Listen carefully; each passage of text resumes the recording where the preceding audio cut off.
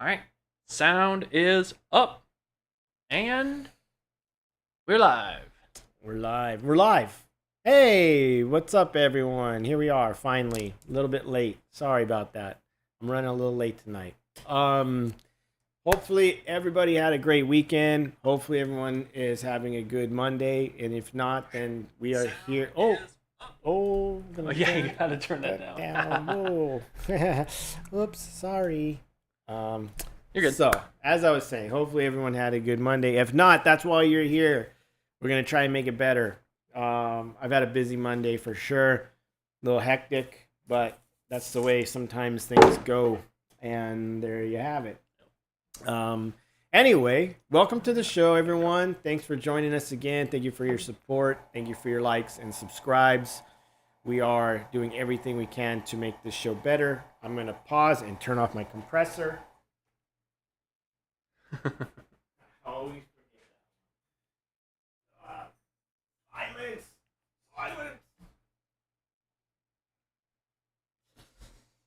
Silence! One of these days I'll invest back into a silent air compressor. Those are the best. Anyone know what those are? Silent air compressors are absolutely the best. The only problem with them, the thing I hate most with those, is you have to put oil in them and take the oil out of them and put oil back in them. And it's a pain in the ass if I remember how they did it. It's like it goes through this little tube and takes forever to fill it. I always hated that. Anyway, but they make no noise, which is amazing. So, worth every penny. Okay. Anyway, that was my compressor rant. How's your day? How are you doing, Sam? What's up? How's it going? How was your weekend, man?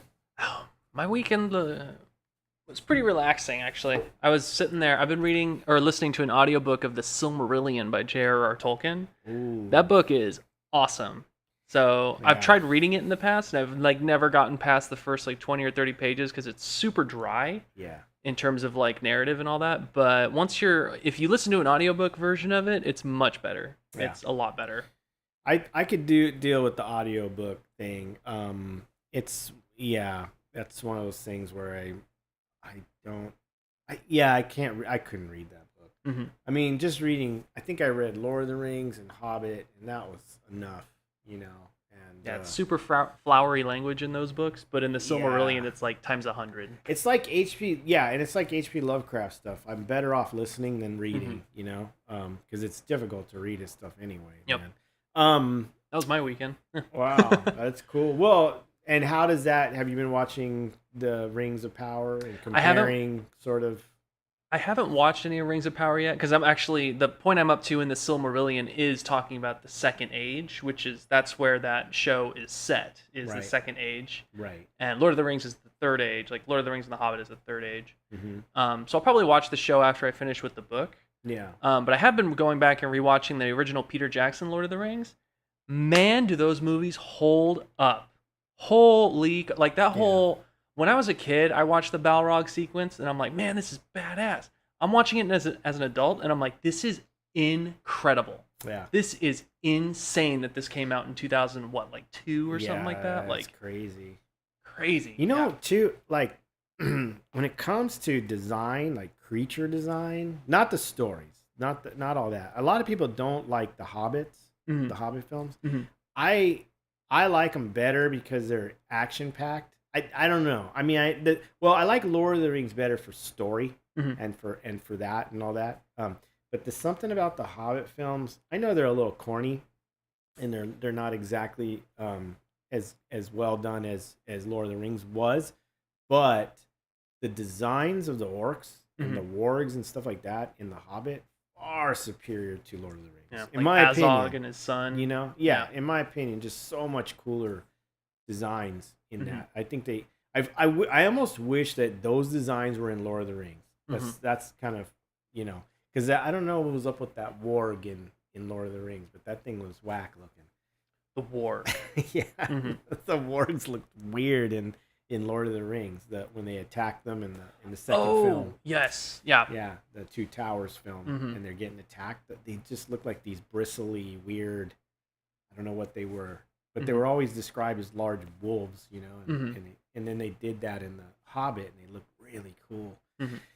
I just love the designs better, but no, I mean as a film from beginning to end, Lord of the Rings for sure.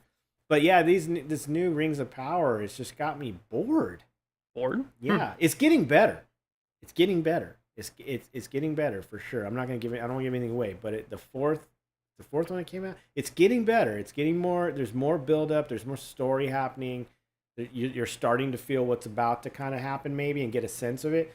But so that's cool. But I've been bored from the first three. It was like snoozing, man. Right. Almost hard to stay in. You know. Whereas like the what was the other one we're talking about? The other fantasy show that's out right now. Game of Thrones? Yeah, the dragons. Mhm. Man, that just keeps delivering. Mhm. Yeah, I've been that reading. thing just keeps delivering, man. I keep reading about House of the Dragon, and everybody I know that was super turned off from season 7 and 8 of Game of Thrones. Yeah. This new show, House of the Dragon, they're like deeper than they ever were into Game of Thrones because of it. Yeah. And it's like, that's crazy that they're just like, Yeah. this show is apparently that good. Yeah. Like, yeah. and Matt Smith is, I see pictures and gifs of him, and I'm like, dude, Matt Smith was born for this freaking part. Like that, he's so good.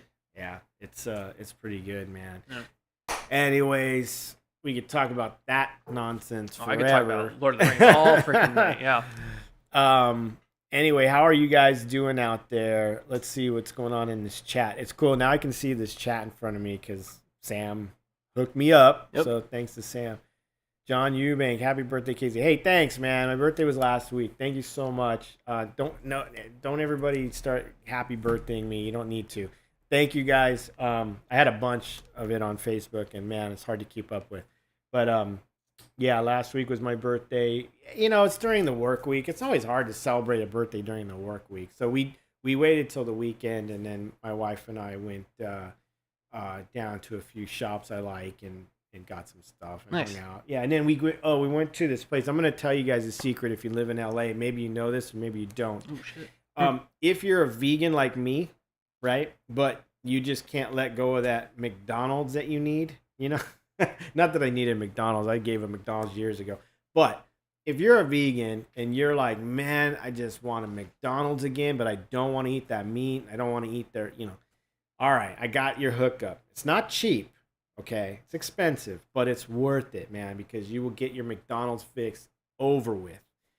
Down in LA, there is a place called McCharlie's. McCharlie's? Is that right? I think it's McCharlie's. Oh, I've heard of this place. Yes. Yeah.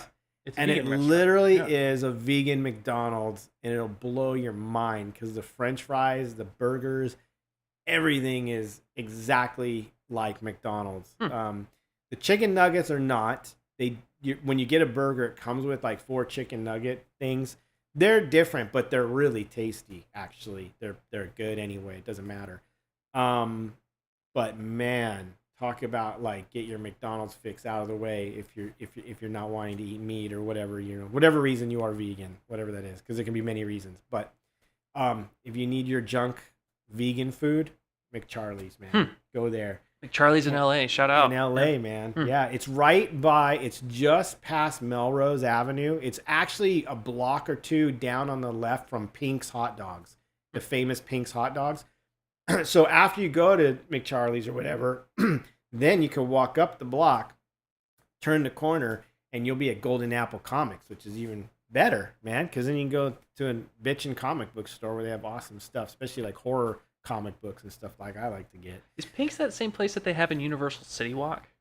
It's Pink's a hot dog is. place. Yeah, yeah. But this is like that main the original one? main original one, I believe. If I'm not mistaken, I think that one by Melrose Ave is the main one. Right. Maybe I'm wrong. Someone could correct me if I'm wrong. I don't know. I think it is, but it's like it's been there forever. And just down a block on the left is McCharlie's or whatever it's called, something like that. You can't miss it. It's all painted red. It looks like a McDonald's, but it's obviously in buildings, you know. But it's amazing. You'll be blown away. It's pretty awesome.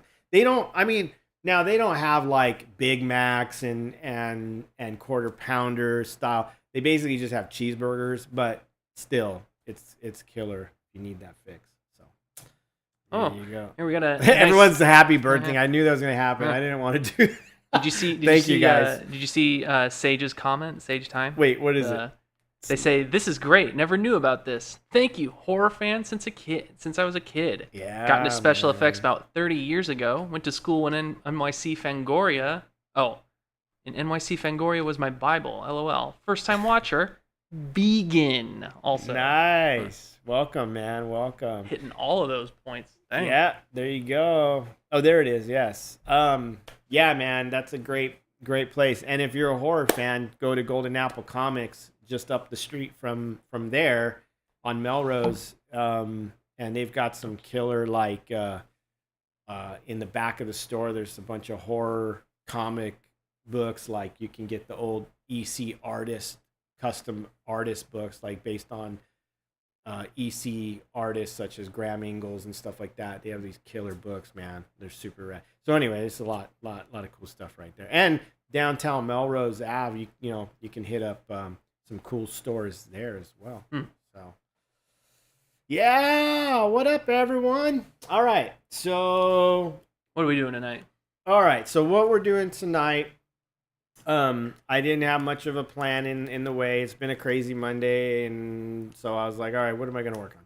So just before the show, I grabbed something I've already been working on for a while, and I'll just tinker around with this during the show and do some stuff, talk about how I work in this clay and some things like that. So this is going to be this is a super Sculpey sculpture that I'm working on. It's a design that came to me while working on another 3-headed design. I think I showed you guys before this 3-headed thing I was doing. This one then hit me, and I was like, oh my god, I got to do that too. So this is more of sort of a brutish,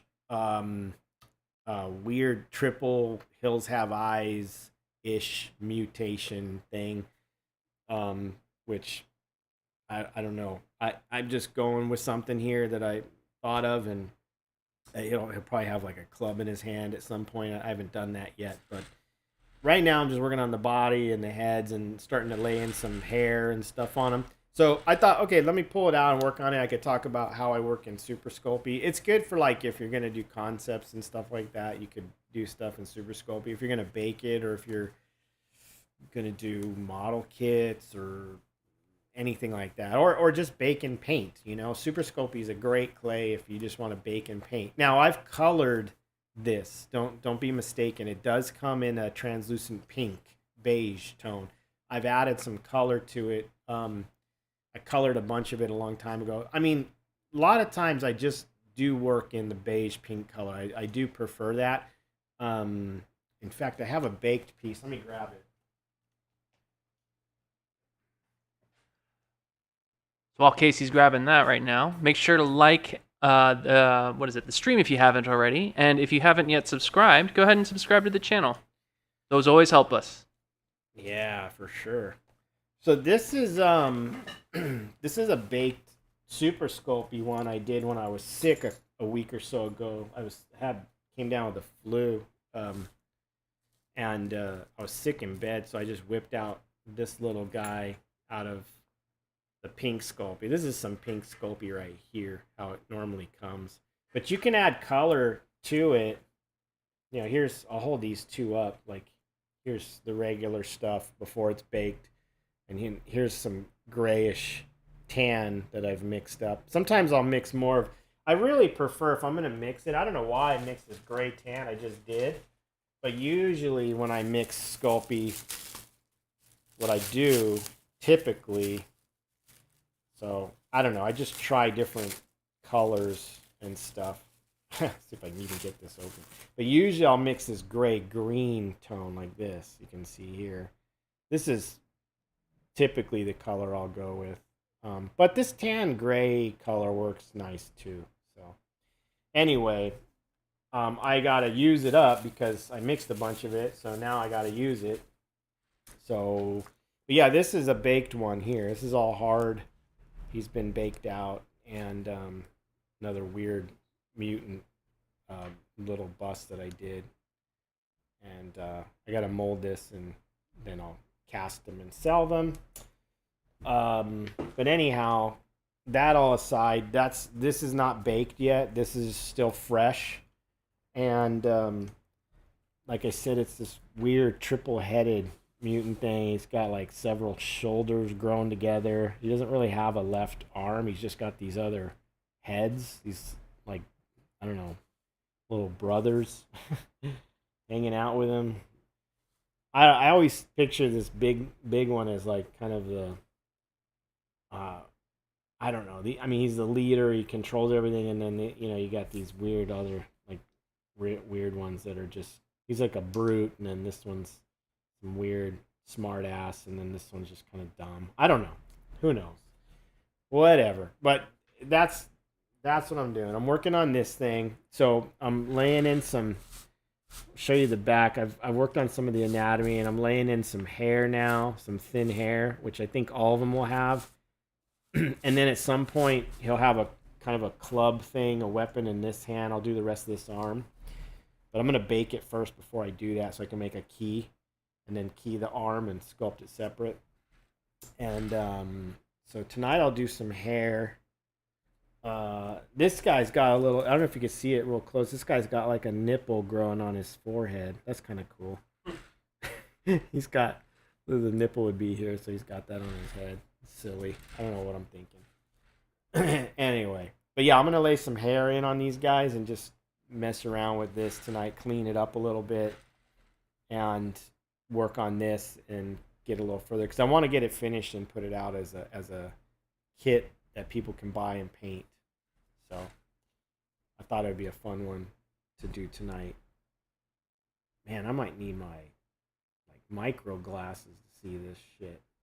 It's tiny. I'm gonna grab my other glasses. I have these weird little. What's the topic tonight? Yeah, topic is this super Sculpey. Is there a special type of wood to use that has a high flash point? No. Well, so there's some questions that are being asked. I'm gonna answer some of these questions. Sure. So you can see here, I just have a 4x4 and a block of like a thick thing of wood. Yeah, and there's an armature and then some tinfoil in there inside this thing to take up most of the bulk. So then I put the clay over top. I don't have any tinfoil armature in the heads, by the way. Those are all just solid Sculpey. But no, this only goes in the oven at 275. So, it's not gonna burn. It's not hot enough to burn the wood. The one thing I would recommend though is put a tinfoil layer around the wood, because sometimes when the wood gets that hot, if it's got oil or sap in it, it'll leak out all over your oven. So it is good to put just a tinfoil layer around the wood only. You don't have to put it around the piece, just around the wood. And then put it in your oven, and when you're ready to bake, you can bake it at 275.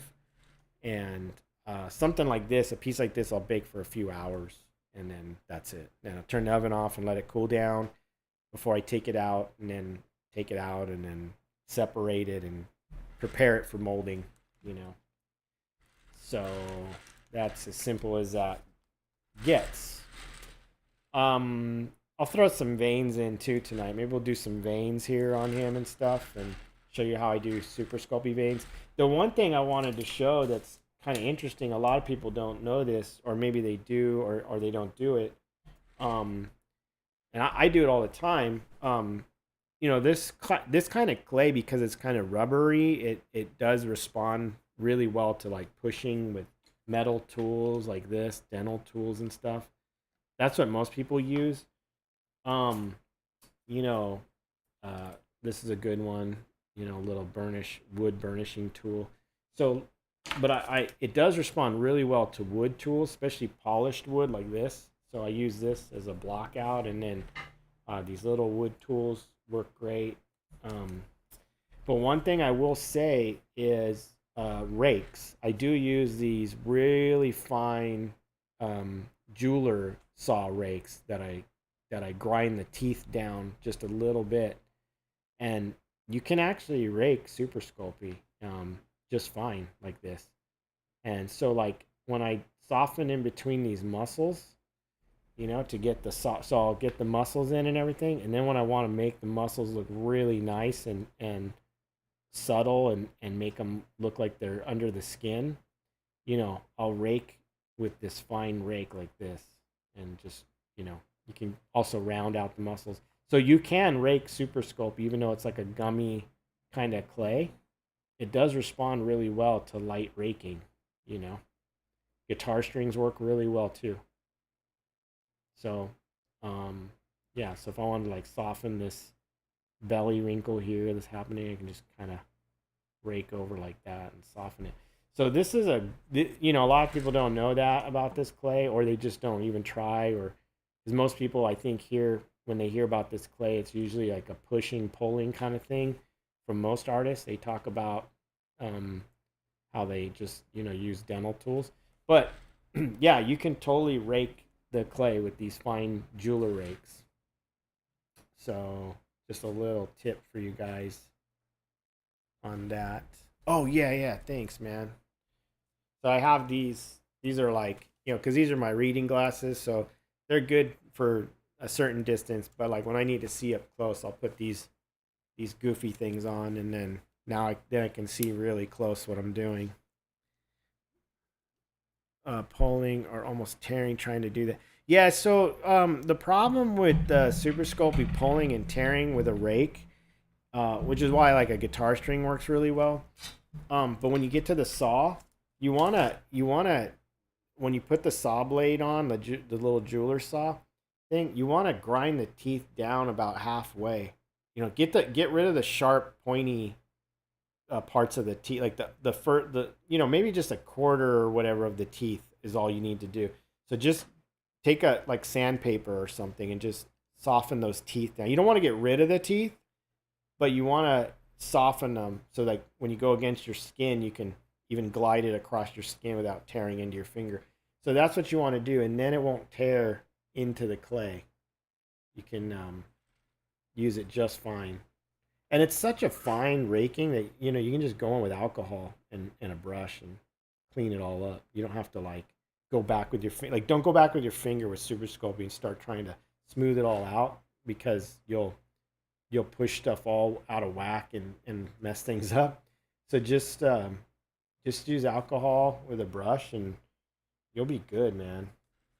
It'll clean it all up and make it nice. But yeah, that's how I get these muscles to look really refined and more polished. Like the shapes are more polished, and then like there's kind of like a skin over top. Just smooth it all down, like rake it all down. I mean, not smooth it, but rake it all down. Although the raking is kind of smoothing the clay out, like all the bumps and stuff. So.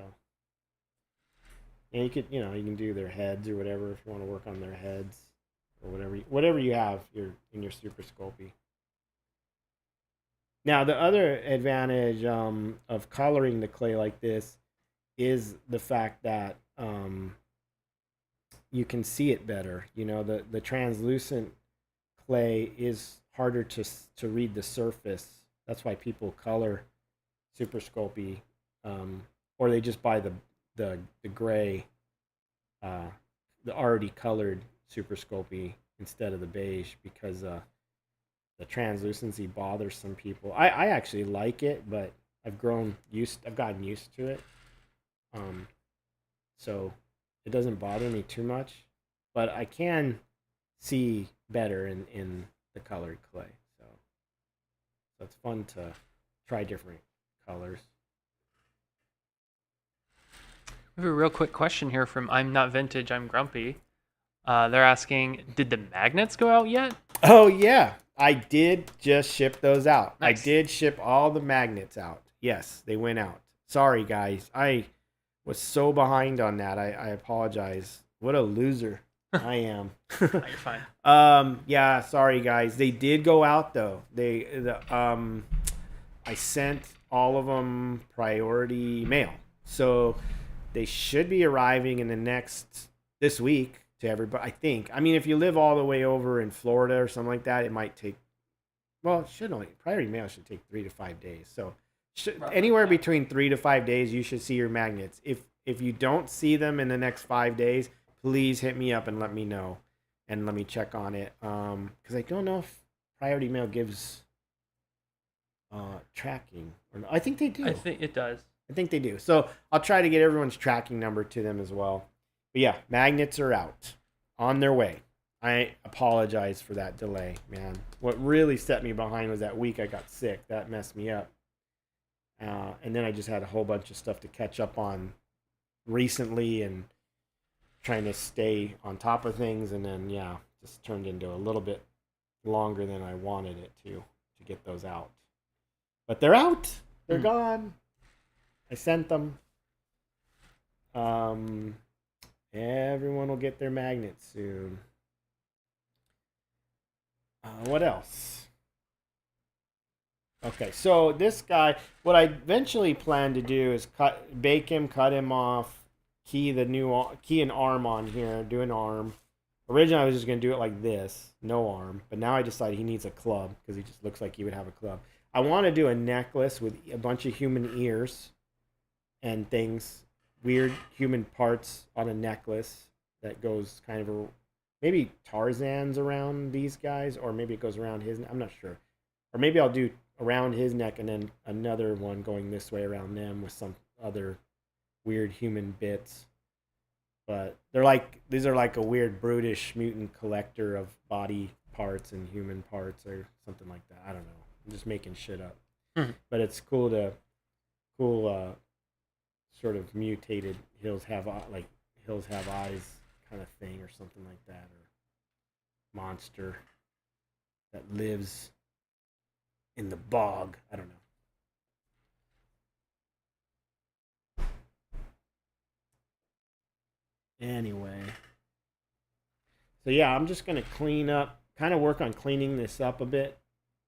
I don't know if you guys can see much of this raking stuff. Very, very, very fine. Yeah, but I can do other things too. So we will.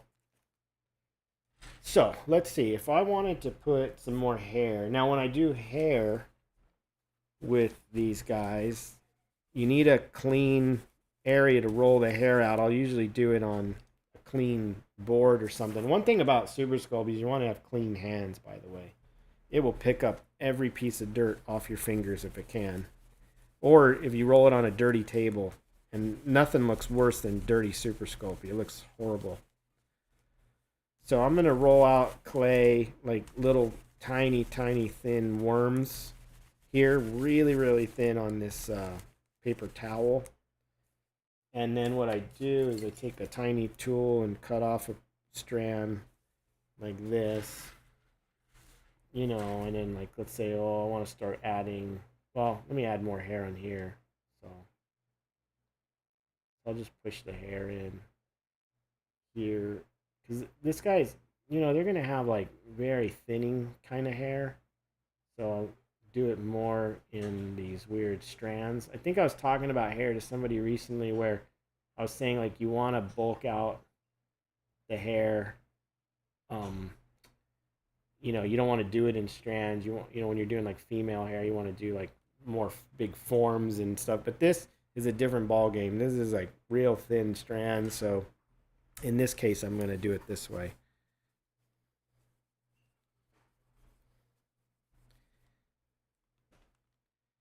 But yeah, I mean, each of these characters will have this like sort of creepy. Oh, what did I lose? Creepy little tuft of hair hanging down or something.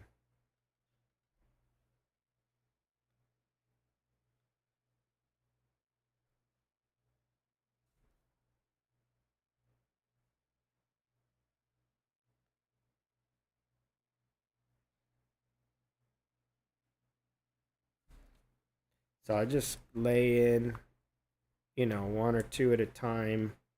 Or you can lay them all in, whatever you want to do.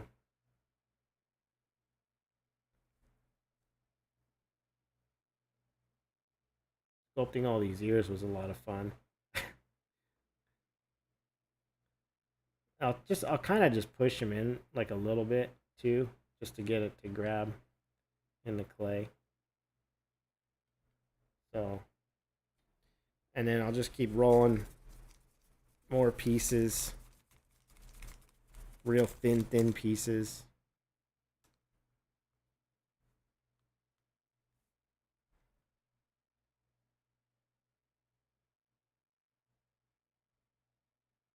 And kind of lay it on there and find its place.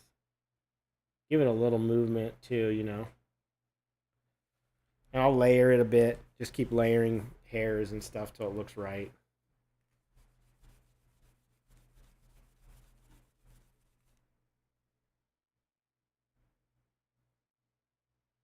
Maybe he's got like this really long one here.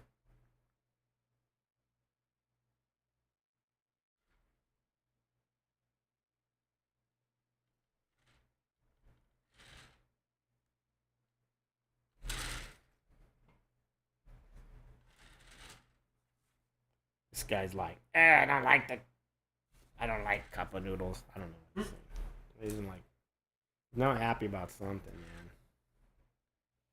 He's definitely pissed. Imagine like being stuck like that. Oh my god. You're just a head. You just gotta go around and do whatever whatever this guy wants to do. That's what you're doing. That's what you're doing for the day.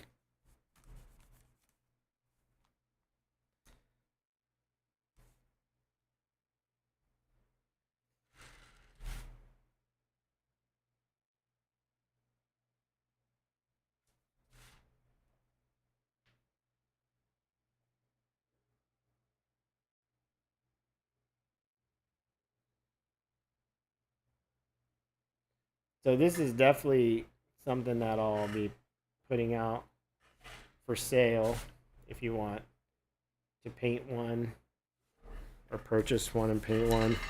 I don't know how much they'll be yet. It's a smaller piece, so shouldn't be too expensive, but we'll see when I get it all done. But yeah, it'll be available as like a model kit that you can paint, or you can buy, you know, like a painted copy from me as well. I'll probably offer some painted copies of the piece. I always do that. And I'll have some kind of base. I don't know what. Some kind of, I gotta figure out the base. I gotta figure out a whole bunch of stuff on this thing.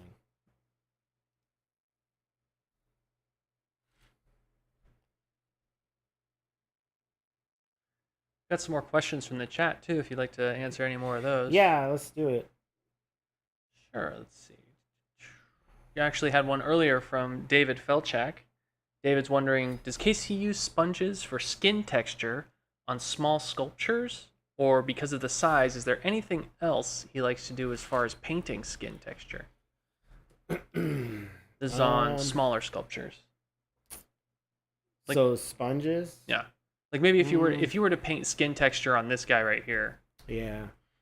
Not really sponges. On this small of a piece. This is a very tiny piece, so I don't really use sponges or anything for skin texture. And for painting, or for not for sculpting. Yeah, just for painting. No, this is so small. Well, you could. I take that back. You could do it. It's just so small, man. You know, you'd have to really have a tiny sponge to get in there. They do make tiny sponges. You know, you could get in there and do that. Maybe what would work better is a makeup sponge. You tear it and you could get in closer. A makeup sponge would be on a finer level as well. I think a sea sponge would be way too big for this thing, unless you've got a tiny sea sponge with a very tiny porous surface. But I don't know. For me, I would probably mostly airbrush and model and do a lot of brush washes and things in this, and when I paint it, maybe the makeup sponge, you know, that would be the way to go.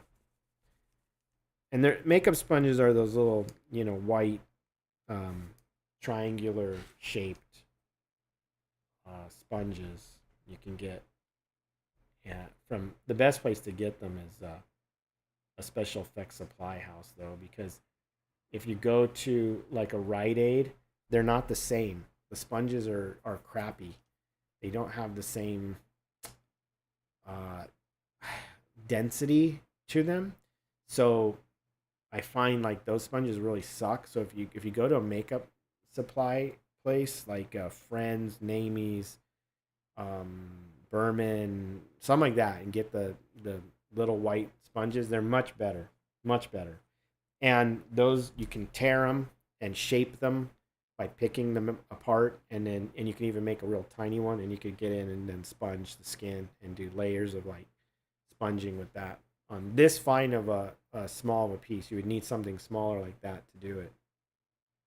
It would work pretty well, for sure. But typically speaking, on this small of a piece, I'd probably just use washes and things, you know, for the most part. I'm just rolling more worms. By the way, this is how I do veins too, which I could show you guys. We could do a vein. Show you a vein, just so it's not all hair. So I'd roll out the clay. Let me get this rolled out here nicely.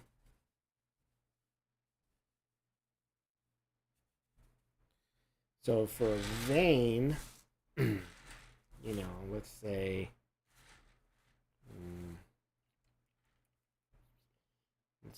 let's say he's got one here in his stomach.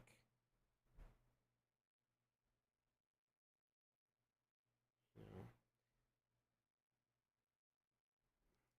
like a bodybuilder would have.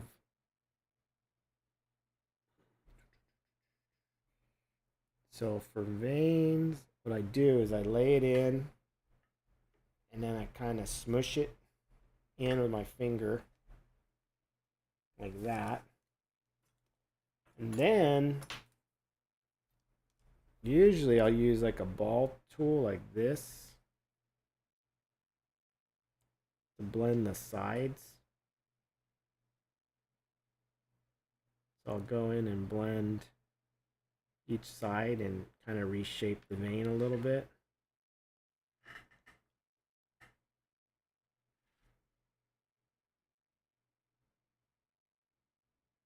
And you're just like blending, you know, each side in, one side and then the other.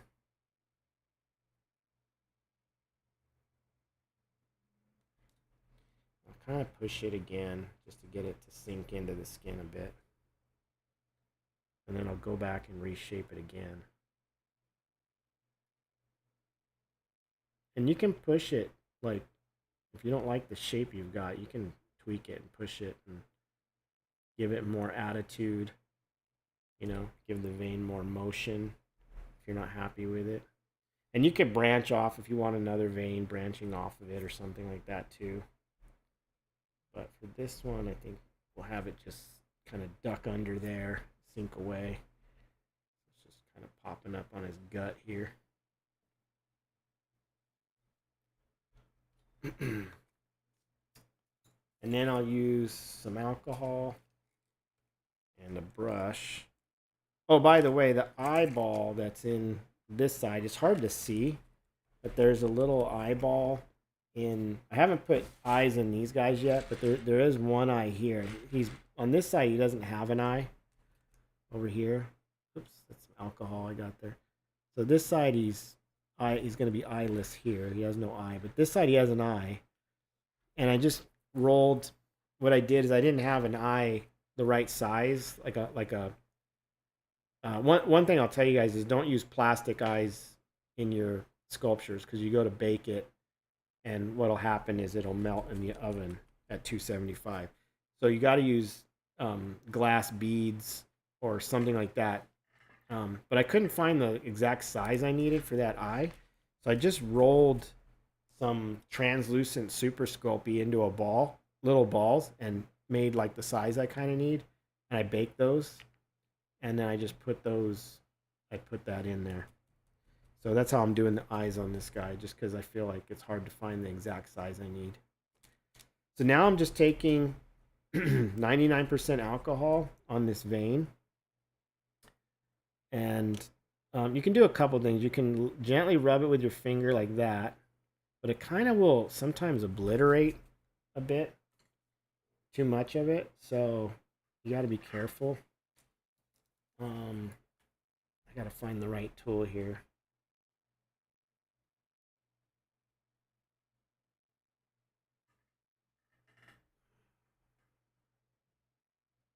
But what I'll do is blend this vein down quite a bit. Ah, man, struggling. Can't find the right tool for this.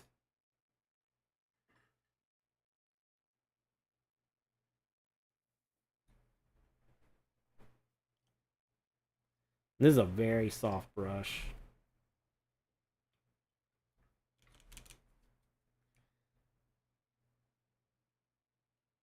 But anyway, what I'll do is blend this like this. Now you could use a sponge, funny enough, to push this in and soften it. I do that a lot with wedclay. So you could do that. Sometimes I'll go back and forth like this too with the alcohol, which kind of lifts the vein up a bit. Kind of gives it a high point. But I like to blend these down as far as possible, so that the vein doesn't look like it's just sitting on top of the skin, but it looks like it's under the skin. So you'll notice like I keep going back and forth and refining and refining. I'll even push it again. Put some alcohol on my finger.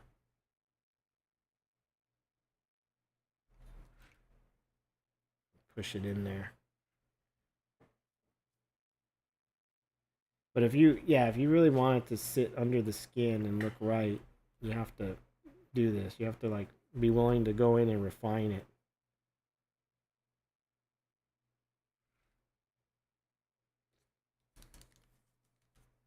And funny enough, you can take the bristles of the brush and push it as well.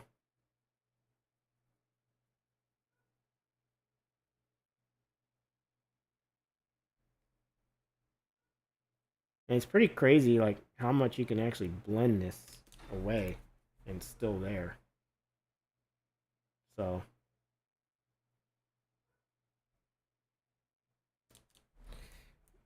also, this is a good illustration that shows like how easily those rake marks, the rake marks from that tool go away. So you can see why you don't need to use your fingers or anything else to massage that down, because the alcohol will definitely eat away and do it. Alcohol, this is 99% alcohol. It's the best for Super Sculpey. It works really well. You can also put a little bit of Sculpey dilutant in the alcohol if you don't want to dry the clay out so much, because this will dry the clay out quite a bit. So, which isn't a bad thing or anything like that, but if you do it too much, like over and over and over and over, it could, you may get an area where the clay will want to, if you move something, it might crack on you a little bit. That kind of sucks. So then you have to open that crack up and fill it with fresh Sculpey to get it to close. Otherwise, it'll just turn into a massive crack when you bake it. So that sucks. So you do have to be careful. Mostly that's going to happen when you're pushing on the head. So like when I alcohol the head, I'll be real careful not to overdo it around the neck and stuff, because that's where if you're pushing on the head, it can crack. It can crack right in the neck or something with the fresh clay. So yeah, you can sculpt with a brush. It's crazy. You can actually get in here and use the brush to like sculpt things down and push things around, and it's pretty amazing. The clay is great because it really looks like, the wrinkles look like, you know, real fleshy wrinkles. I always say, like, if I could sculpt everything in Super Sculpey, I would. Like life-size stuff, because the fleshy nature of the clay It just it's different than any other clay.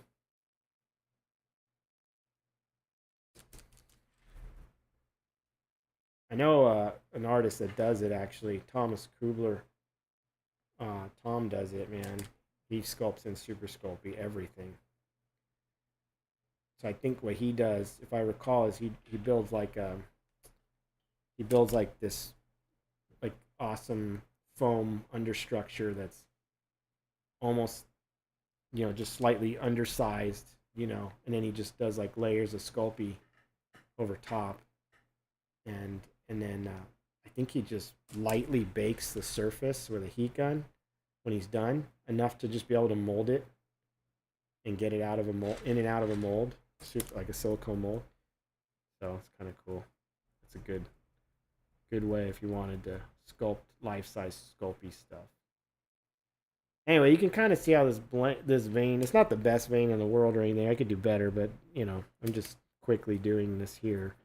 You can see how it's blending down. You can even use, like I said, you could use your finger to like really push it in, get it to almost disappear, barely show up. There we go. So that's how I do veins. I'm just gonna continue to go around and clean this up. Let me grab a bigger brush too, because I can make this go faster. Yeah, I got a few. Let's see. I'm not vintage. I'm grumpy. Actually, has a follow-up question. Let's see. Oh, this sounds like it's a continuation of the first question that they asked. They ask, what about using different media with the Sculpey, like using thread for their hair and then coating it with something to help it hold its shape? Yeah. Yeah. What about using different media with the Sculpey, like using it? Oh, using thread for hair and then coating it with something to help it hold its shape, make it a little more sturdy. Yeah, I mean, you could. The best thing I've seen in terms of like what a lot of guys do on this miniature stuff, or stuff this size, is they just sculpt the character without the hair and all that, and without the accessories, like how I was talking about. He's gonna have like necklaces and stuff. So they'll bake it, and then what they'll do is they'll just mix up epoxy. They'll mix up like an epoxy, like Milliput or Aves or Magic Sculpt, and they'll actually take the epoxy with water.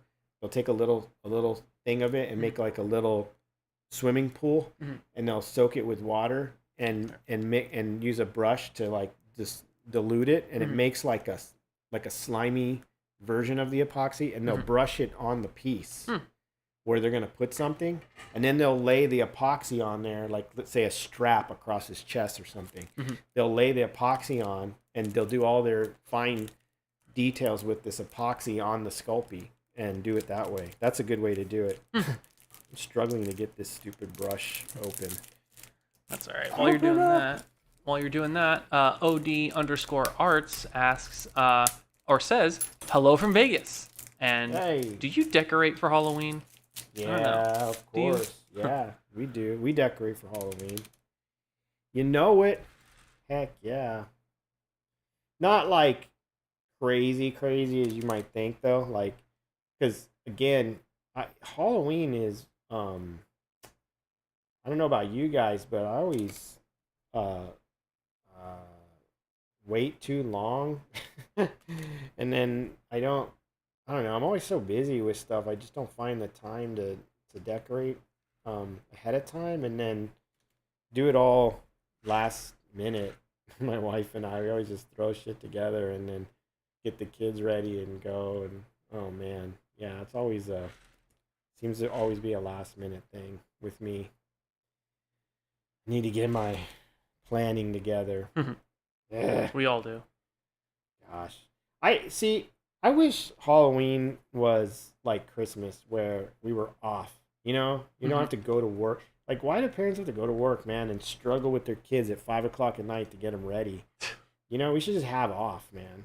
Halloween should be a federal holiday. Federal holiday. We have off. We don't have to stress to get home, to dress the kids and get going. Oh my God, man. Come on. Come on. Need to make that happen. Like, think of how much easier it would be if we were just off for that day, you know? I hate that about Halloween. That's the one thing I hate. I know, by the time you're ready for it, it's like 6:30 at night, and it's like, cool, so I've got like 4 hours left to me? Maybe? Yeah, man. It's like, that sucks. And then it's here and gone, man. And they put Christmas... Oh, remember we were talking last week, guys, about pet peeves? Here's a big one of mine. Here's a big one. Christmas stuff in the store already. Like, yeah, months before Halloween. Like, Halloween doesn't even have a chance. And then there's Christmas stuff. I hate that. I hate that more than anything. I hate walking into a store and seeing Christmas stuff on display. And Halloween's not even here and gone yet. Man, nothing pisses me off more than that. I go into Home Depot. Oh my gosh. I'm just like, what the hell? Get this out of here. Yeah. Why you guys got to put this out? No. I don't say anything to anyone, really. I just get mad at get mad and I'm just like, ah! I start kicking plants around. God damn it. No. We actually had a quick announcement from Matt McNeil earlier in the stream. He was saying that himself, Shelly Moth, and Donnie McCurry all signed up for your class in October. Dude, yes. Matt actually just signed up over the weekend. Thank you, Matt. And thank you, everyone else, too. Yeah, I got the class is like full. There's one spot left, I think. Just one. I think there's one spot left, if I'm not mistaken, for my October mask painting class. So the class is almost sold out. It's literally one spot away. So that's cool. We're going to have an awesome class. And, you know, I only allow 10 students at a time with those classes. So they're very private and fun. And anyway, yeah. No, I'm super stoked about that. Thank you guys that signed up, everyone, because it's going to be a lot of fun. I'm prepping those masks now and going to be casting all those up. And the paints are ordered. Each student gets a set of paints with the class, and we sit for 8 hours and make masks. Paint masks. Sorry, not make masks. We paint them. But, here, if you want, you can actually go over that a little more in depth, because Sage Time in the chat is asking, you have classes? They didn't even know you had classes. Oh, yeah. So we have, they're in person. This one's an in-person class. It's not online. And you come to my studio on a Saturday. It's all day, 8 hours. It's a long day. We do have a lunch break, a short lunch break, but all day we are painting step by step. And the way I do the class is a step-by-step teaching method. I don't do a demo, like a giant demo from start to finish, and then tell you guys like, oh, here you go, now go do it yourself. Now repeat it. Yeah, now do everything I just showed. Because the problem with that's fine if you're teaching your methods and just showing your way. But the problem I find with it is the students forget half of what you even showed them, or all of what you showed them. So what I do is I go along with you guys step by step. So I do a step or two, and then you do a step. I do a step, you do a step. And I go like that throughout the day. Because and the only time I really jump forward is if I'm going to illustrate something to you guys, like options, like, hey, you could do this, you could do this, you could do. So, and what that does is it not only helps the students learn the steps, but and remember them better later as well. But what was I going to say? Just lost my train of thought. You're talking about the step-by-step process versus demo. Yeah. So you retain the knowledge later better, and you retain it because we did it step by step. I just find that students learn more that way. They seem to gain more knowledge that way and learn more and remember it better. As opposed to like, here, I demoed this whole thing. Now, hopefully you remember everything I did. Plus, that was what I was going to say. It also wastes a bunch of class time if you're demoing all this stuff and then they're not remembering it anyway. Yeah. So you're wasting a bunch of your class time. So that's why I keep them one day, 8 hours, because 8 hours is a long time to paint. Albeit I will spend days painting a mask, but this is a small mask, and it can be done in an 8-hour period. Also, I do teeth for it, so they'll be inserting teeth and learning all the different steps, painting steps. So it's cool. It's a cool, fun class, Halloween class. It's this mask I did that's kind of based on the Rick Baker Funhouse Freak. Pretty cool mask. It's my Halloween mask from last year. Oh, fun fact. Stacy Rockefeller just said that they just signed up. Whoa! So I think that last position class is is now sold out then, because she is literally. If she just signed up right now, then the class is definitely sold out. Wow! Nice. That's cool. Thank you. You saw it live. Yeah, live sellout. No. And don't worry, guys, if you missed this class, I will be having more classes down the road. I always do different classes throughout the year, so just keep an eye on Instagram or Facebook or whatever. I do try to get every October, I try to get a Halloween mask class in. So, you know, keep an eye out for those. And then, you know, probably the next class will be, I would say, Christmas time, which I usually try to do something that fits the season. I mean, one year I did Krampus bust class where we painted a bunch of Krampus busts, you know, resin. So, yeah. And you never know. I mean, this little guy I'm painting here could be a class eventually, or I could do this little mutant guy as a class. I haven't done anything this small. It'll be fun to teach people how to do this small stuff. Some people shy away from that, though. They like bigger stuff, but the beauty about the small stuff is you can get a lot done in a day. All right, so back to this. Enough pitching my own garbage. So this what I'm doing right now is I have this flat brush here, if you're watching, and I'm basically just going around and I'm cleaning up all these forms and polishing everything up and getting it ready for like detail. This would be like your stage when you've got your forms in and you're happy with everything and everything's in there and you like it and you're ready to move to detail. This is what I'm doing right now. Now on a big sculpture, like if this was a mask or something big in wedclay, this is not how I would be cleaning up the surface. Like I said, this small stuff, this is alcohol is fine, and this does a great job. But on a bigger thing like a mask, I would be using sponges and water and other techniques. But for super sculpey, I find that this is really the best way to get rid of the little rake marks and clean up all the tool marks, and I use the brush to really refine and soften the wrinkles down into the skin better. So this is a great way to get you prepped for detailing.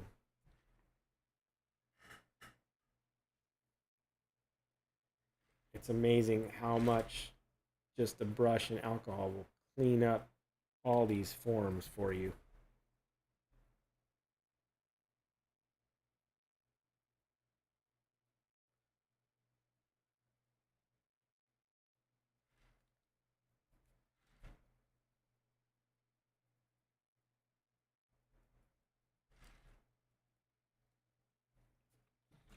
We're at 7:07 already. Yep. Wow. About 7:10 now. Yep. Totally worth it. Thank you, Stacy. Appreciate the shout out about the classes being totally worth it. Yeah, they are. I'm not trying to brag or anything here, guys, but yeah, I've had a lot of students really do get a lot out of the classes. They love it. I've seen students seem to improve a lot taking the classes, you know, with their painting and stuff. And I will be doing sculpting classes too, if you're interested in sculpting. So I do painting, sculpting, just depends. My schedule kind of dictates a lot of that, what I can do and not do. So sculpting classes tend to be more than one day. That's the thing. So those are trickier because I have to really look at my schedule closely. easy to fit the one-day classes in. It's harder to fit the multiple weekend class thing, which is usually what sculpture requires. Sculpting is just a much slower process. Painting, you can actually crank out quite a bit in 8 hours, surprisingly. Yeah. Anyway, so yeah, back to this. Cleaning up.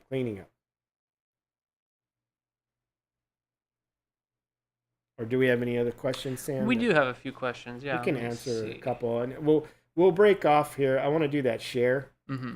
and then we can get to questions as well. But we could take one right now. Sure. Let me go ahead and backtrack and see what we got in here. Oh, Manuel Silva was asking earlier, can I use alcohol to smooth any type of clay? You can use it with, there's a trick to using it with wedclay and Chavant, and those, wedclay is obviously water-based, Chavant is obviously oil-based. What a lot of people will do in the effects industry, the way we'll do that is we'll refine everything with tools as far as possible, and then when we want to use alcohol to kind of more of a polishing than like what's going on here, not to remove rake marks. With those clays, there's other ways to remove rake marks quickly. You wouldn't want to sit there with a brush on Chavant and try to remove rake marks. It's not going to happen. You got to really do it with sponges, heavy duty makeup sponges and things like that. And then keep polishing and working that way. Your tools. But lead clay obviously is easier because water melts it. But the thing I was going to say is when it comes to alcohol on wet clay, for instance, when the wet clay is really stiff and you're detailing and you're doing all that, you can put baby powder on it, like a light layer of baby powder over all your detail work and everything, and then you can take alcohol and polish it down, and that like just lightly polishes the surface. And then it kind of also, the baby powder kind of absorbs the excess alcohol. So that's one trick. Same with Chavant, you can do the same trick. You can even use baby powder to kind of smooth with your fingers in Chavant and tools and sponges and different things. It's kind of interesting. So also another way to smooth Chavant really quickly and get rid of tool marks, but you have to be careful not to obliterate anything, is a little torch. They make little flame torch gun, and you can use the little torch to melt it. It'll make the clay all shiny, but it'll clean up all your forms. So that's the fastest way to do it with Chavant. Now don't use the torch with wet clay. It'll just make it all dried out and super hard as a rock. It'll basically be firing it. So you gotta just treat all the clays a little different, but they do use similar techniques. But when it comes to Sculpey like this, the small piece, like this little guy, just alcohol isn't sufficient enough to, and a brush like this will get you in a good spot as far as cleaning up all the forms. Because you can kind of see now how polished he's looking already.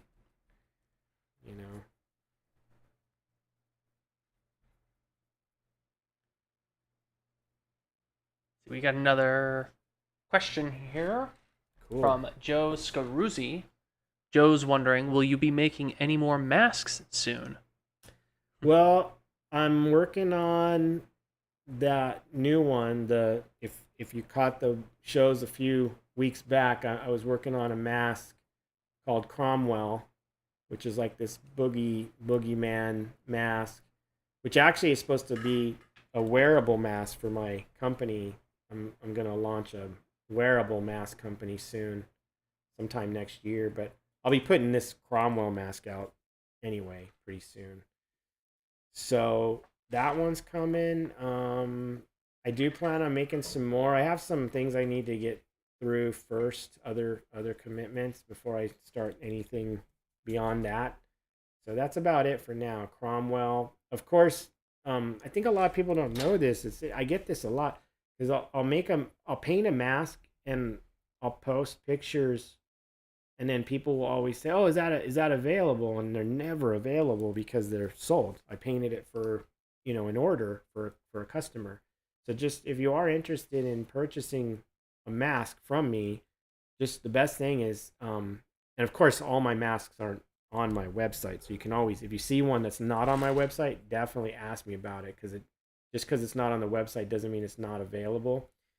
I'm always trying to update the website every few weeks and get all the masks and stuff up there, but it's a lot of work because I have so many to get up there.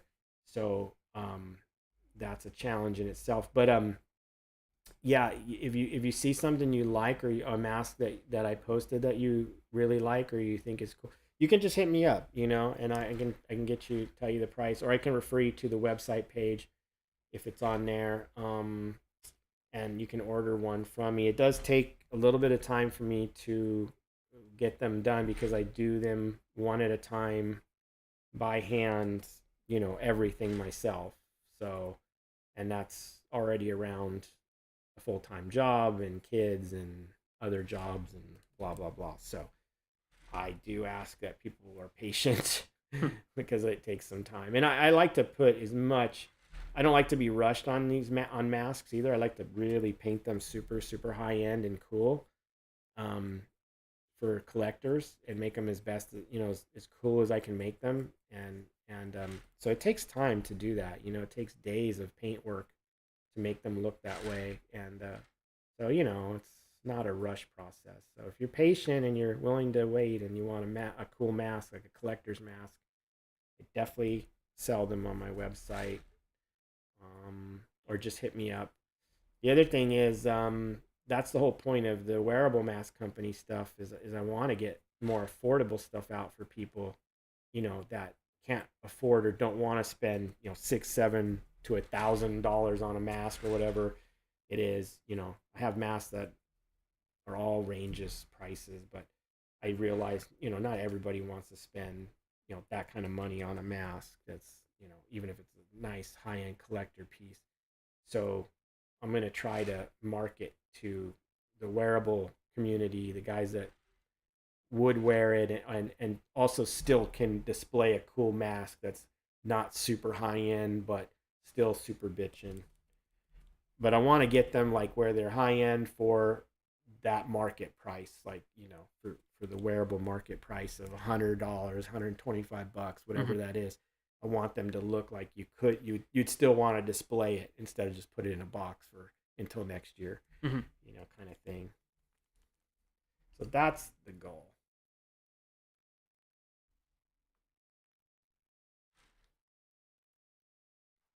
Oh, here's an interesting question. This one's about paint. Neo Kazama is wondering, when you cannot decide which colors to paint a mask, do you have some safe color combinations that you go for to use as a start, and then develop the colors and details as you go? I do. I probably do have that when it comes to skin tones, like just creepy, fleshy skin. I can always fall back on what I know is in my head or what I've done 100 times before.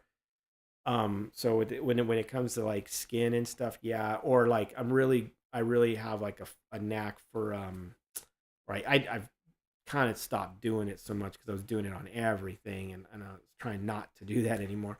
But I do like this apey skin stuff, and I'm always real loose with it, and that's the key to it. I think that I think a lot of people tighten up and try to perfect what nature doesn't perfect, which when you look at apey skin and stuff, it's just not a perfect thing. It's blotchy. So the looser you are with it, the better it comes out. So I always try to do that over top of some nice looking, interesting broken up skin, which is scary, right? Because you're going to now spray like brown or grayish brown over this nice looking skin and do all these patterns.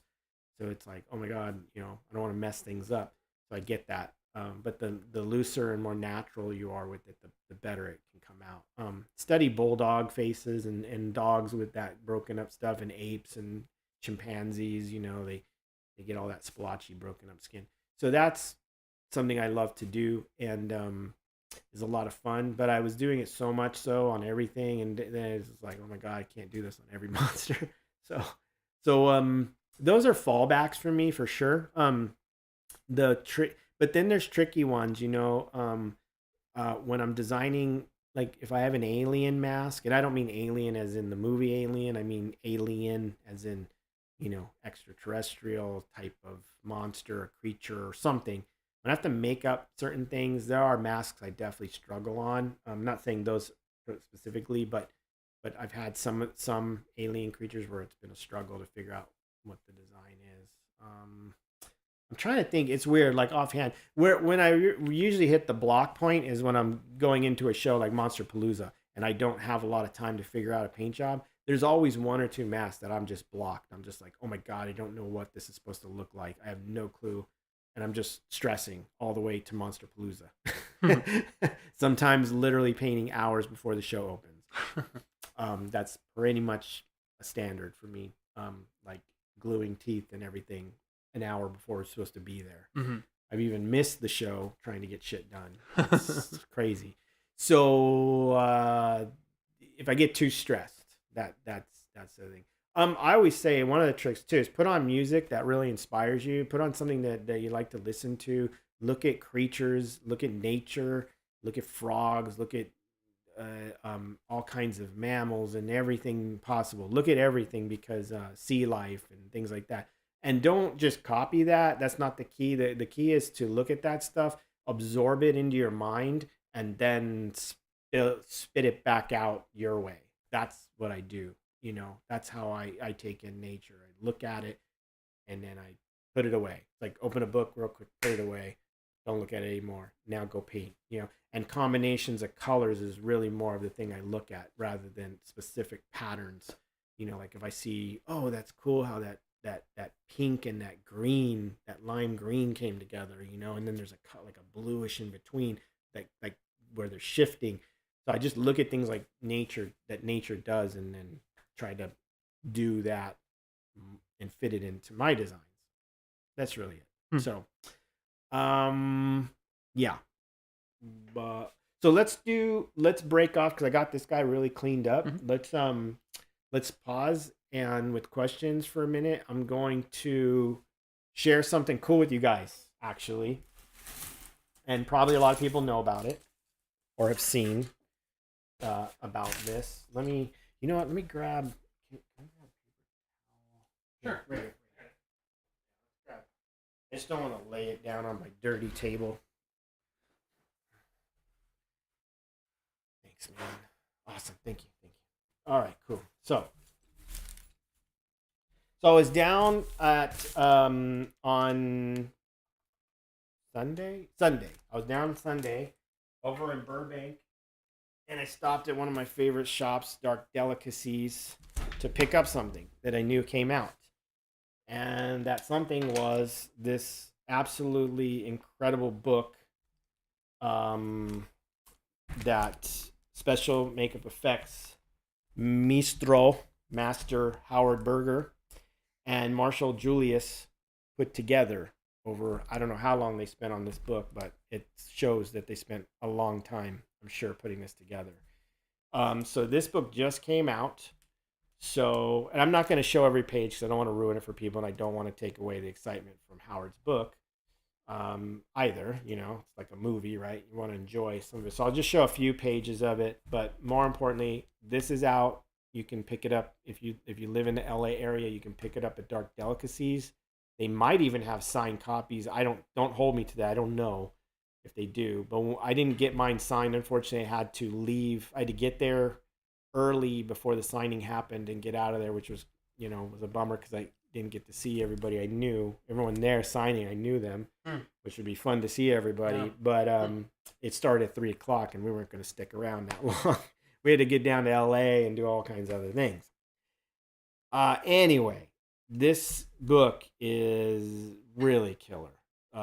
Masters of Makeup Effects says it all right there, if you will. So this is a cool one. I picked it up for $39. It's definitely a must-have if you love makeup effects or just admire makeup effects, traditional effects, any of that stuff, sculpture, monsters, makeups, practical effects, you name it, the history of it all. And the way the book is laid out is really cool and interesting too, which I found to be really really awesome. Just you know, these the contents here: the Hall of Fame, what dreams are made of, breaking in, the seed of invention, the Monster Club, featured creatures, just all these things. Like I just when I read them, I kind of it's one of those I got exactly what those chapters are about just from what it said. So knowing all these people and the history and stuff, but it's really cool because like for instance Howard here, he's sharing himself as a young kid with all his creations, masks obviously, and then later on in life as one of the owners of KMB Effects. He's working on one of the creatures from the Orville. Mm-hmm. Right there, right? Yeah, they did. Yeah, Howard's crew did a bunch of the Orville stuff. Here he is working on Narnia and things like that. And I'll kind of just skip through because I don't want to, like I said, I don't want to ruin stuff. But like Dick Smith is in here, obviously. There's, Rick Baker is in here. You'll get behind the scenes stuff from Walking Dead. This is them doing the bub makeup for, you know, uh, Day of the Dead, Dawn of the Dead. There's just so much. You'll get history stuff too. It's not just new. Like, look at this. This is an amazing picture doing the Pickman's model. So, this is just a fantastic book. This is a shot of Dave Grasso with one of his old creations. That's so cool, that picture. Such a cool monster. It's just rad to see not just new modern stuff, but some of this history and other things. And it's cool because you get like some of the history of each artist too, in there too. It's not just there's like if you're getting Jeff Yeager or whatever, there's parts of him as well. I haven't read this, so I'm looking forward to reading it, but the way that it seems to be laid out, Mikey Ritello, masks. It's just cool. I think it's interesting how the book is laid out. It's going to be a great read. I can tell. So yeah, some amazing old age stuff in here. Red Skull makeup. Every artist in this book is incredible. Well, of course Rick. Like, look at this awesome photo of Fluffy. This is a great photo where they're all blowing in to this effect, which I believe this is the effect that raises the whole spinal cord. Super cool. American Werewolf in London. This is great. Beautiful picture of Fluffy being sculpted in Roma clay. Classic Roma clay. Nice Norman Cabrera, Hyena Man that never got used. That's an awesome thing. So, like, as you can see, just going through this, and I'm just going to pick random stuff. Here's one of my favorite things from Day of the Dead. This thing's awesome. I believe it's Mike Tursick in the makeup there. Love that. His guts just spill out as he leans over. Beautiful shot of Stan and his son, Matt. That is such an awesome picture.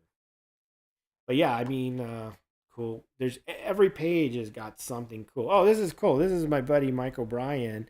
Mike, by the way, I hope you're feeling better. I know you're under the weather.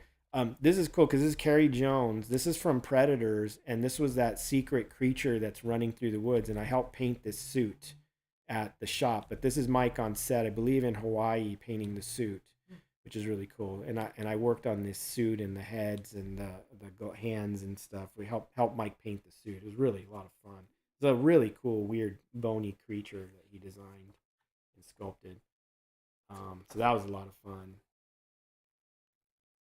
So yeah, I cannot Mike Hill with some awesome work there. This beautiful creature with Doug Jones. Was a Shape of Water. Yeah. There's Joel Harlow, another absolute amazing talent. Man, this guy's work is incredible. But yeah, you look at his old Freddy picture, Pinhead stuff. You name it. There's just more Orville, just tons and tons of stuff in here, from all different shops and things. Yeah, just dude, it's It's endless. Like I said, I don't want to give too much away, so I'm flipping through big sections here just because I don't want to give it all away. I want you guys to enjoy, the book when you get it. But just showing you, of course, Talented Kazoo, amazing stuff there. Super. That's Greg. Zombie on The Walking Dead. Yeah, so Dick Smith, and then, filmographies, all that stuff. You got all kinds of artists in here. Alec Gillis, Greg Cannon, Howard Berger, Rick Baker, Gino. I mean, Who's who? it's a who's who. Yeah, Rob Freitas. I mean, Bill Corso, Mike Hill, Joe Harlow, Nick Dunham. Even directors, Mick Garris. Like there's horror directors and stuff in here too. So anyway, I cannot highly recommend this book. Yeah, this book is a treasure, man. I told Howard that. I said, Howard, this book is a treasure. And it is. So must have book for sure. So that's our share tonight. Instead of just an artist, it's all about tons of artists. So, and there's a nice forward by Guillermo del Toro in here. Seth MacFarlane does an afterword. So this book is loaded, packed, filled with goodies. So this is a must-have. I believe you can even order this on Amazon right now and many other places. So do yourself a favor, get yourself a little present or something. Get this book. You will not regret it. Yeah. And thank you, Howard and Marshall, for putting this out. Definitely. This is a gem. All right. So let's do some questions, and then I'll get back to some more Super Sculpey monster sculpting, and then we'll finish off the night. Sure. And yeah, be sure, everybody, if you haven't already asked a question in the chat, be sure to leave it, and we'll ask right before the show ends. Or we'll try to get through all the questions before the show ends tonight. Yeah, for sure. And if you asked a question earlier and we happen to skip it or miss it and whatnot, just retype it, and we'll get around to asking it as well. Oh, and let me answer this. Chris Dawson says, besides the content, the actual book quality is top-notch too. Yes, 100%. The book quality is really good. So definitely that is a good point as well. So when you pay that $40, you're paying for quality. Yeah, it looked really well designed. I thought the book would be $50 to $60, to be honest, especially how thick it is. I was ready to pay $60 for that book. The fact that it's $39.99 or whatever was like, whoa, really? So yeah, you're not wasting any money there. I've seen school textbooks that are 4 times that price. Yeah. For half of the stuff. And nowhere near as cool stuff. Yeah. Let's see. There's a really funny Johnny Depp story buried. Yeah. That's the other thing about that book. There are a lot of great stories in there. I can't wait to read it. Let's see. Does the Harley Benton have coil split? Oh, he's talking about my guitar. I was like totally thrown off on that question. Does the Harley? What's he talking about? No, that Harley Benton does not have coil splitting. No, it doesn't. And actually, I don't like those pickups. The Roswell. I wish I would have they made that guitar with EMGs. I wish I would have got the EMGs and spent the extra money, because I'm gonna rip those out anyway. There's a bunch of work I'm gonna do to that guitar. It needs a big shock monster sticker on the back too to make it finished. Anyway, all right, so let's do. Okay, you got questions, Sam? Yeah, I got one right now. Joe Scaruzzi is asking another question. Do you have a copy of your Reanimator mask that you sculpted? Do I have a copy of the Reanimator? The first Reanimator? Possibly. They didn't specify which. The second Reanimator, because I did 2. And by the way, they have nothing to do with the movie Reanimator. Because he's talking about something I just called Reanimator, and it was just this. If you're talking about the first Reanimator, which is the one most people want, I did a second one, and I don't have the mold for that anymore. And I don't have a mold for the first one either. But funny enough, I did have someone gave me a master blank that I actually forgot that I ever even made or had. And I spent years, like not years literally, but over years, I spent some time, a good friend that worked for me, Deb, this girl, Deborah Payne. She was amazing. Best person I ever had working for me. She was just a workhorse of a worker, man. Anyway, she spent a lot of time cleaning that mask up, and I sent it to Jeff at Death Studios, and he's going to be putting out the Reanimator at a Death Studios price. So like probably around $100 or so. You can get the first Reanimator from Jeff. He's got a picture of it on there, but I don't think I think he's molded it, but I don't know if he's actually casted any yet or anything. I don't know. You can ask Jeff, but it's supposed to be coming out. That would be the best way to get one, because I don't make them anymore. Nice.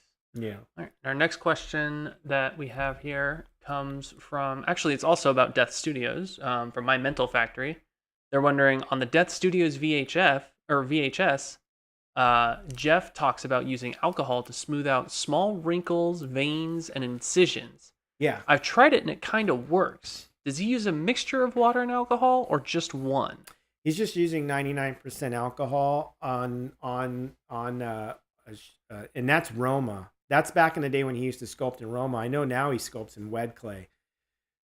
What will help with oil-based clays like Roma or monster clay, in fact, if you really want to get things smoothed out with a brush because you like that technique, what I would recommend you do is actually use odorless terpenoid, okay, mixed with 99% alcohol. Because, especially with monster clay, because monster clay has got so much wax, nothing will really bite into it other than terpenoid or lighter fluid. But you can cut that with alcohol to tone it back a bit, because sometimes that'll leave the surface a little sticky or tacky, and the alcohol helps flash it off. So you can do like a 70-30 mixture, like 70% terpenoid or 70% lighter fluid, and then put a little 99% alcohol in, like 30% of that. Just make up a mixture that works, and then that'll really bite into it for you. But that's for oil-based clays and waxy-based clays like monster clay. Don't use it on Sculpey and stuff. That's for those clays that are harder to cut the clay, like cut into it. So the terpenoid will really cut into oil-based clay if you need to do that kind of thinning. But yeah, you notice Jeff sits there forever trying to use alcohol, and it works, but it makes a big soupy mess, and then in the end, it really, a lot of times you notice it like it really polished the surface, but it didn't really cut into the wrinkle the way you want it. I've noticed that a lot with those. Sometimes you have to use a stiffer brush, a real stiff brush, and then come back with a smoother. It's kind of a pain. So I would say tool it as far as possible with tools. And then when you go to do that, use some sponges and things that can get in there. And then maybe polish after that with the terpenoid alcohol mixture or lighter fluid. Next question. We actually have this one that just came in from Photo Trekker. They're wondering, I need to learn how to paint a realistic chimpanzee face, light to dark tones, etc. Is that a lesson you could do in the future, or perhaps substitute an ape face in one of your painting classes for me? It's a big ask, but yeah. Huh. Well, it's a great topic, I think, for a live stream demo, ape skin. And I do have, if you guys can see in the background here, sometimes I know people can see this case. I have this little Cyclops apey guy here that I did. This is from a class, and I did this skin because a lot of people wanted to learn how to do this apey skin mixed with fleshy tones. So I can cast one of those up, and we could do a live stream demo on ape skin if you guys want. Yeah, that'd be great. That'd be fun. I mean, I won't paint the whole bust for you, but I'll do a demo on just the apey patterns. I'll do some basic skin and then how I would do the apey patterns. So yeah, we could definitely turn that into a live stream. That'd be a great one. Nice. Thank you for the suggestion. We'll make that happen on the YouTube channel for you guys. How about that? For sure, yeah. Super cool. Let's see. Oh, and OD Art says, thanks, man. This made my Monday. They're just giving a nice little... That's what we're here for. Yeah. Yep, exactly. I'm Not Vintage, I'm Grumpy says, are you going to route out a cavity for the battery for active EMGs on your guitar? Oh, no. You know what? I have a Jackson V, a Concord White V, and there's this dude I've been following on TikTok and Instagram, Bryce something. He's an amazing guitar player, ripper. And he got Hetfield active EMGs put in that same guitar, the same Jackson I have, and he didn't have to route anything. And he said it all fit just fine. So there's a way to do it. I'm no expert on that stuff, but he did it. I asked him. He said, yeah, no problem. You can do it without routing anything. Now on the Explorer, I don't have to route anything because those Roswell pickups are active pickups already. They're more bluesy active style and not, which is weird to put in that guitar. And they're not like hard rock, or like rock, metal like EMGs are. So that's why I'm going to switch them out. But I don't have to do any routing because those are active pickups. So it's all ready to go. Just need to switch it all out.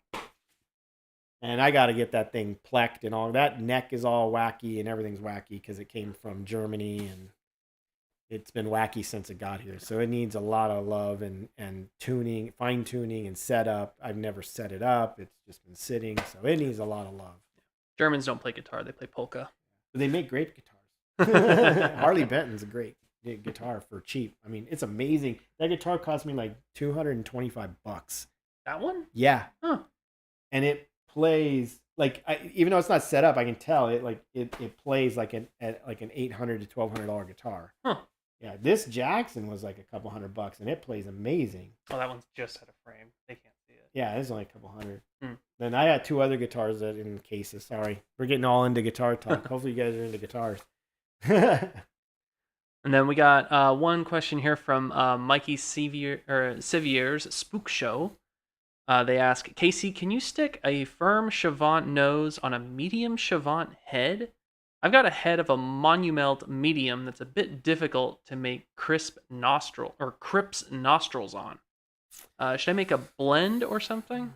Yeah, I mean, the thing about Monumelt, I have some friends that work in it. Noah Rivers worked in it, and Norma Cabrera, and I think what they were saying was to use the hard. Don't use the medium. I have some medium. I know what you're talking about. That stuff is really hard to refine, actually. That's what I struggled with it, too. Like, it seems like every time you refine something, it just doesn't, it doesn't want to refine the way you would expect it to. And you just have a lot of areas that like I've gone in circles with that clay and it's like, what the hell, man? I why isn't it all getting cleaned up the right way? Mm-hmm. So I know what you're talking about. It's frustrating, that clay, in a way, but it's a great clay actually if you get it down. My suggestion is the hard, because I've heard people have told me, oh, you're not, go to the hard, don't even bother with the medium. So I would go straight to the hard stuff. You could throw it on the medium sculpture, just heat it up real well and then blend it off and put the new nose on and then just work that out. But I would say in the future just switch straight to hard, because I think you'll be much happier, because I've played with the hard stuff and it just seems to be more like I would say it's like a true Roma number 3, if you remember what Roma 3 was like. So yeah, let's see. I do like, though, that clay better than NSP medium. I'm not a big fan. If anyone knows me, I'm not a big fan of NSP medium Chavant. I love the clay for some things, but I struggle working in that clay big time. Like wrinkles and things are such a it takes me twice as much work in NSP than any other clay to get anywhere. So I've worked in it extensively in makeup effect shops and it drove me crazy. So nowadays I do prefer Monument hard instead of NSP medium.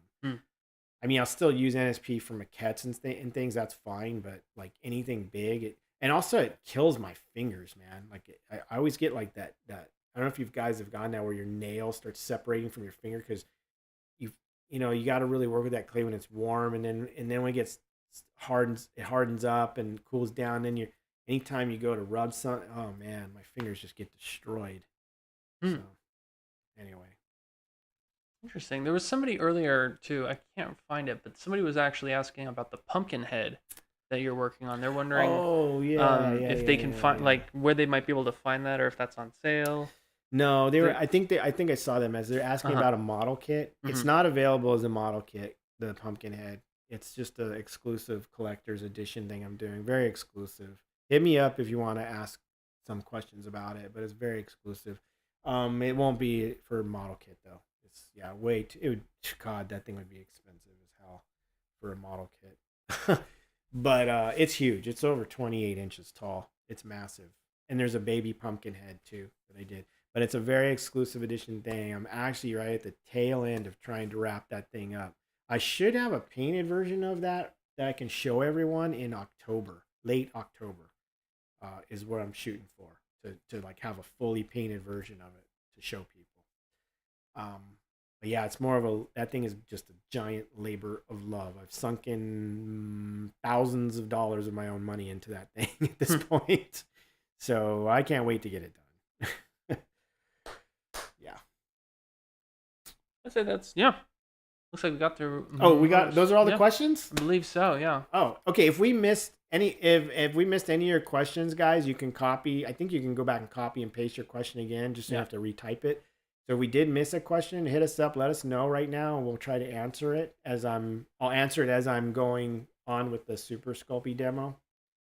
I just watched Pumpkinhead for the first time a couple of days ago. It was cool. Yeah, it's a cool movie, man. It's got one of the coolest witches in there too. I love it. Mm-hmm. Thank you. Yeah, I wouldn't want it unpainted. Cool, man. Oh, you wouldn't want it unpainted. Is that what right? You wouldn't want it okay, so yeah, like if just hit me up. Yeah. He's saying he'd rather it be painted by you. Oh, yeah. Painted in general. Yeah, Glenn, just private message me and I can talk to you about that whole thing. No problem. Yeah, I'll give you the lowdown. CX5. Have I used? No, I haven't. That's a CX5 is like a wax. Mm-hmm.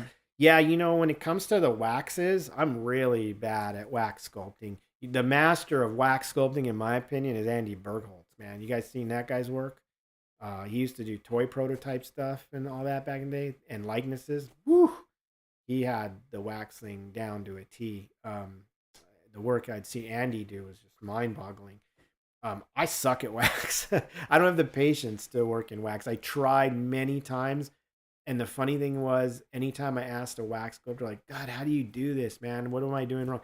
They were like, hey, are you comfortable with other clays? I'm like, yeah. They would just say, then don't bother. Just stick to what you know and stick to it. Because, like, I guess when you're used to something, there's such a learning curve to wax that it takes a lot of time to figure out and get it down. But once you get it, I mean, it's amazing, obviously. But, yeah, I suck at wax. So I like the clays that I can still push around. Soft clays, wedclay, and clays that don't destroy your hands. Although wedclay will dry your hands out like crazy, though. All right, cool. So let's so now that we've answered some of those questions, I'm gonna get back here. What's your method? Okay, here's another question. What's your method of bonding baked Sculpey to unbaked? Oh, that's a great question, dude. Thanks for that question, Christopher. Okay, so this is a question that is asked a lot. So let's say I bake this guy and then I want to do the necklace and everything afterwards, or his hair. Let's say like the hair, for whatever reason, you just want to do it all after the fact. You can do that. The trick and the method, which is a funny one, it's a strange one that you would not think would work, but it works like a charm. So when you have your baked piece and you want to add more Sculpey to it, the trick that all super Sculpey sculptors know about, like the Shiflett brothers and all of us, the best thing to do is grab Vaseline and a little brush and brush Vaseline on very lightly in the area you want to bond Sculpey to itself. And then wipe it away so that there's not you don't want to leave a greasy glob behind, just a light layer of Vaseline. And the reason it works is because Sculpey doesn't stick to itself when it's baked. But what happens is that blocks off the surface of the Sculpey to the new Sculpey, which sounds weird. And it sounds like, well, Vaseline's a separator. Why would that work? But it works. It's crazy. I can't explain to you why it works, but it like bites in.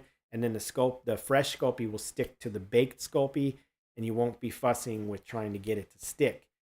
Then just sculpt away, finish the piece, finish off what you got to do, and then you can either bake with a heat gun or you can stick it back in the oven. Simple as that. That's the key to bonding fresh Sculpey to baked. Yeah. Yeah. You heard it right here. Tips and tricks. Keep throwing them at me. I'll answer them. All right, so here we go. I'm going to I might get my glasses off. So I'm going to go back to this guy a little bit here with the time we have left and keep throwing. I want to throw a little bit of side hair on this little dude down here. Nipple head, as I'm calling him. He actually has a nipple on his head. Creative Critter actually has one more question, or a question Sure. also. They're wondering, have you ever painted a Sculpey sculpt before you bake it? Seems like I've seen somebody do that. Oh, I have not done that, but I have seen it done. And the person you're referring to is the only person that I really know of in the creature world that has done that and does it really well. He does it with watercolors while the Sculpey is fresh, not baked, and then he bakes it, and it bakes out really nice, and he uses little watercolor washes on the Sculpey. So that is Jordu Shell that you're talking about, actually. And that's a technique that I believe Jordu came up with. He's the only one I know that's done it or does do it in creature effect stuff. And yeah, he'll put washes on with watercolors, I believe, and paint up a piece and then bake it, and then it looks really realistic and cool. So yeah, that's Jordu came up with that. Yeah, so it's a great look too. Give it a shot. I haven't tried it because typically most of the stuff I sculpt in Super Sculpey I plan to produce. So I usually make a mold and then paint a if I want translucent, for instance, then I'll just cast a translucent copy and paint that in resin as opposed to the Sculpey, and then I have a finished version of it the way I want, which looks just like Sculpey. You can make castings that look just like, translucent Sculpey. So anyway, that's how I do that. Yeah, people are saying it may have been Jordu's Winston class video that they saw that in. Yeah, and I actually saw him do it probably 10 to 15 years before that.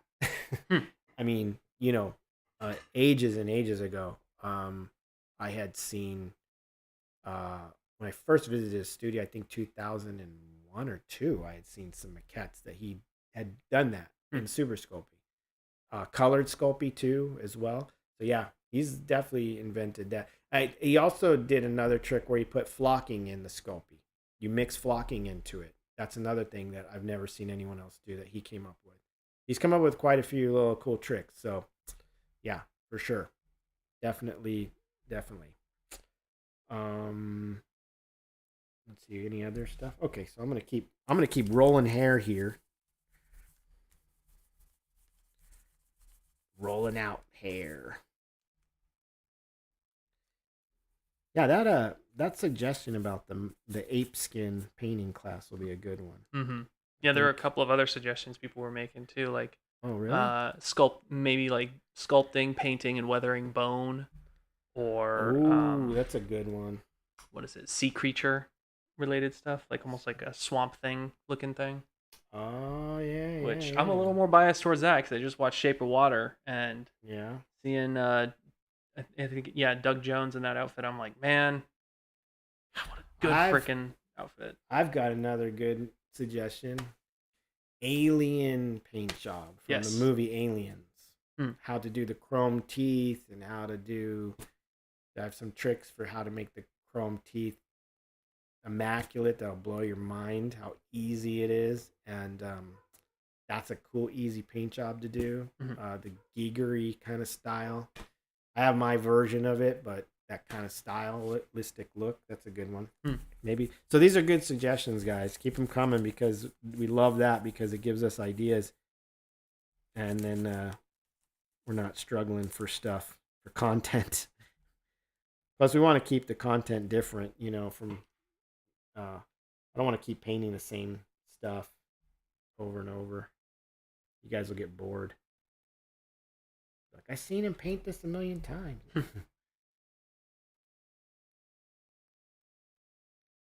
That's That's why I'm doing the Sculpey thing tonight, because I thought, okay, this is some cool stuff in here that I do that I could share with you guys.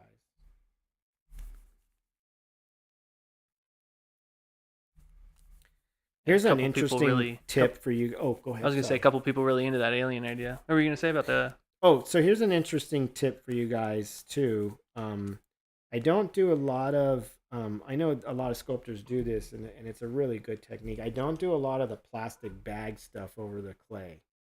A lot of sculptors do those tricks, especially in the makeup field, because they work so well.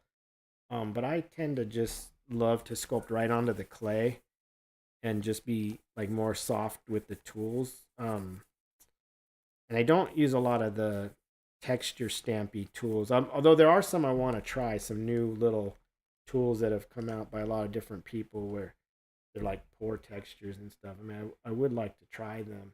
I do on my masks like to use texture stamps for masks, but I use them in multiple layers too. That's another thing I should probably talk about is I don't rely on one texture to do everything. I usually like mix up the textures, so sponging and texture stamp and tool, excuse me, oh my god, tool work.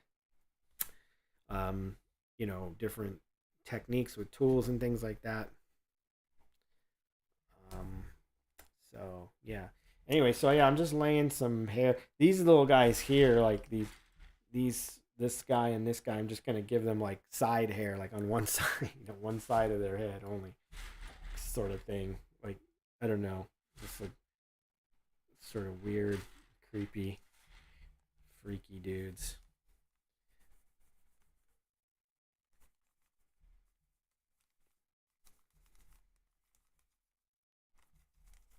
It was weird when I did this. So when I was sculpting this side here, and I remember I got this shoulder in, and then I was like, none of this was here, and I was like, man, what do I do now? Like, I remember being a little blocked. Like, what am I gonna put here to make this look interesting and make sense and look cool?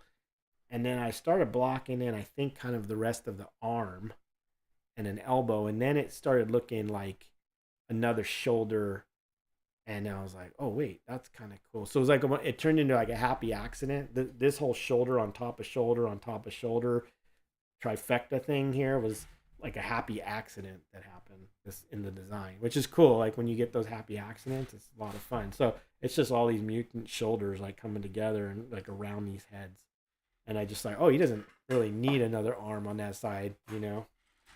And I did want to do a little baby arm back here. Maybe I'll still do that, like this little tiny scapula baby arm that comes down and then back up. I thought that'd be cool. I was gonna say it'd be like you could have like a little like baby arm or something that's kind of poking out the side of his hip that's just like dead. Yeah, or like I was thinking like like his back here, like like maybe below the shoulder, like this little baby arm that's like it's like kind of like curling up on itself, and then maybe it can hold something or have some purpose.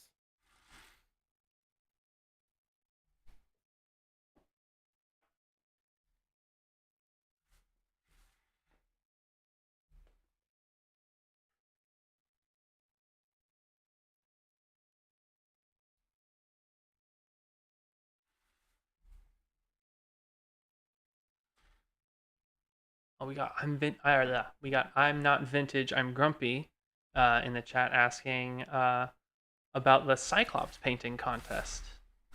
Oh yeah. Yes. So we last week we talked about just kind of holding off for a minute on that because I wanted to apologize to you guys because I know I sort of was like, hey, we're doing another contest. I realized I was jumping the gun a little just after having a contest, and I was kind of getting ahead of myself, so I apologize to you guys. We will do it for sure. I promise we'll get to it, but we paused it for a minute because my schedule is so hectic. I have a full-time job. I work for Sideshow full-time. Sam does as well. That's our main job. And then I have all this other stuff on the side too that, mask orders and things I try to do. I just couldn't. I don't have any time to cast all those up, the 10 busts, and do all that right now. So yeah, I would just sit, if you guys could give me some time, we'll get back to that contest and announce it again, and then make sure that we can properly follow through with that and do that contest, which will be fun because it'll be a giveaway / contest / giveaway. So I'll kind of explain.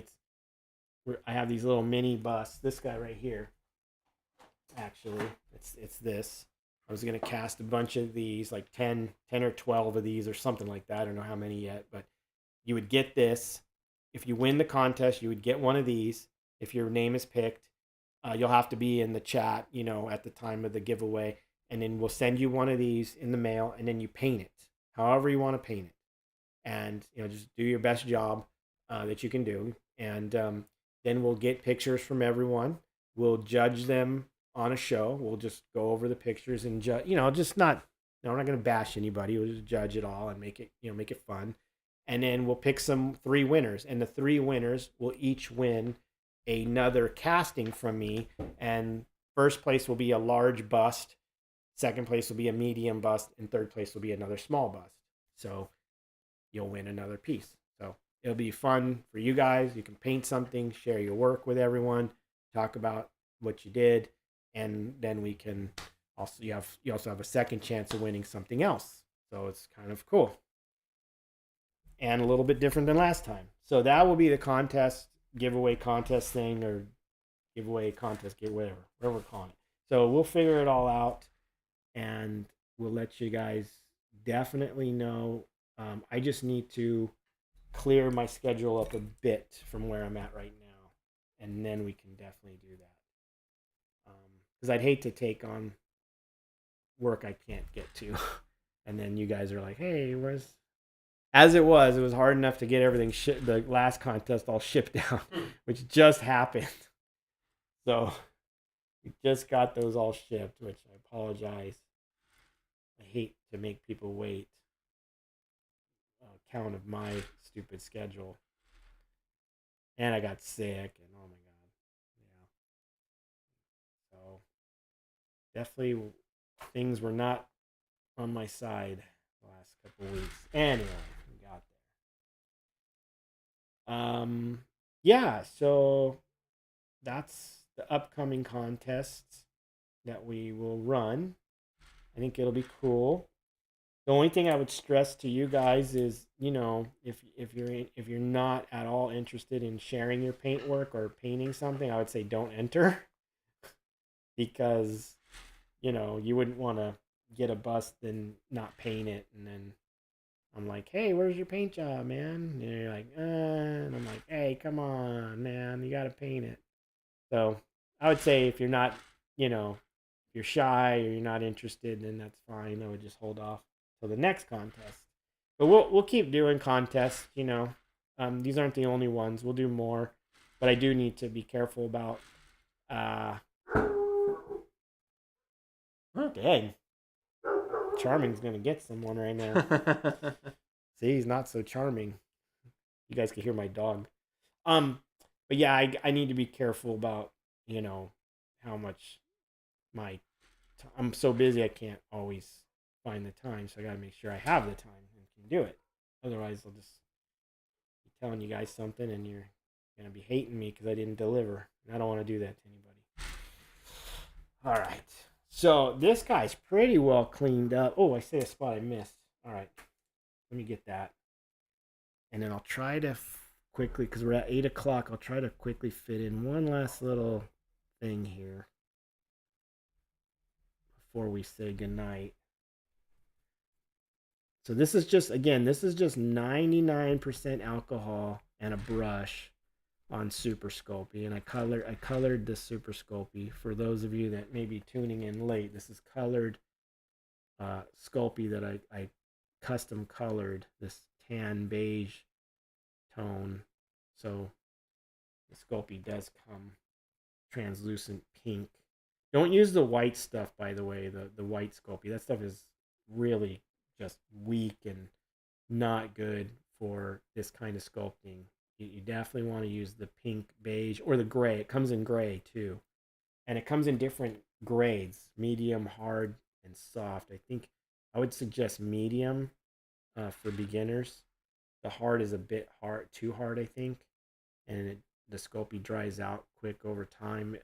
Sculpey is not supposed to dry out, but it will. It will kind of dry out on you if you don't use it. So another tip is when you get your Sculpey, take it out of the box or anything it's in and rebag it in a sealed tight air bag, because Sculpey can dry out over time. So even though it's not supposed to. So last little thing I'll show you guys is just some real basic detail work. And the reason I want to show you before we sign off, this is a little trick I do when it comes to Sculpey. I don't see a lot of people doing this. So when I'm doing detail or about to do detail work, and I'm just going to start with like his chest here or something like this, which is a nice broad area. Let's say I'm going to do just some basic wrinkles. So what I do is I'll take a light layer of alcohol like this, and before it can evaporate, I'll glide the tool through the clay, and then I'll put a little more alcohol and I'll glide the tool like this. And okay, the reason I do this is it lubricates the clay, and when you glide a tool through it, what happens is you get a real clean cut or slice without getting all that crummy, built up crumbs and garbage all over the place. So it just makes for a really clean. I got to put these goggles on. Sorry, I'm going to look like a weirdo here. But yeah, when you come in here, you know, and this is a very sharp tool right here. Because otherwise you're going to get with Super Sculpey, you know, if you don't lubricate the clay a little bit, you go in, you can detail, you can still do it, but what'll happen is you'll get a lot of crumbs and garbage, you know, that you have to clean up. So if you just lightly put a layer of alcohol and then glide your tool, it'll make it really clean.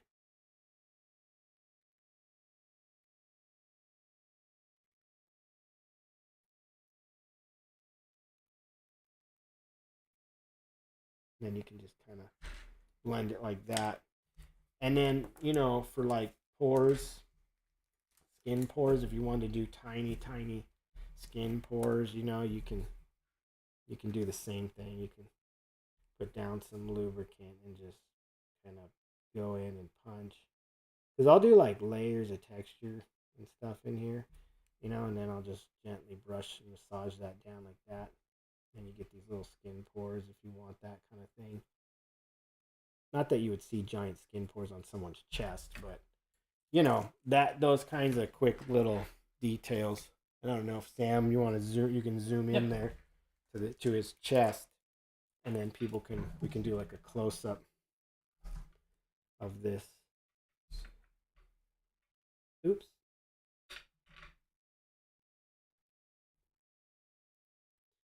Another thing, like when I do these kinds of wrinkles on monster skin, you'll notice that like I kind of wiggle the tool a little bit.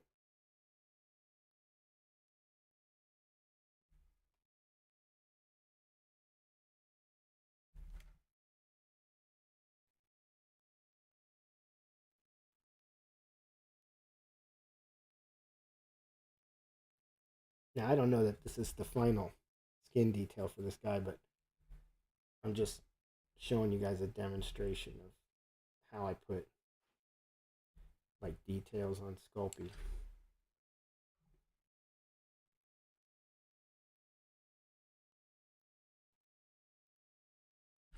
And I'm just doing it quick. I mean, I would take my time normally, and then, you know, you could do like little skin pores and things like this. You can get crazy if you want with this stuff. So you can put like, you know, those kinds of details in Super Sculpey if you wanted. So, and you could even roll little balls of clay, like, you know, you can take, say, the tiniest amount of clay. And you can do little, this little goose bumps and things like that in there, or whatever you want. You can put those in and brush those down as well, and push it down with your finger.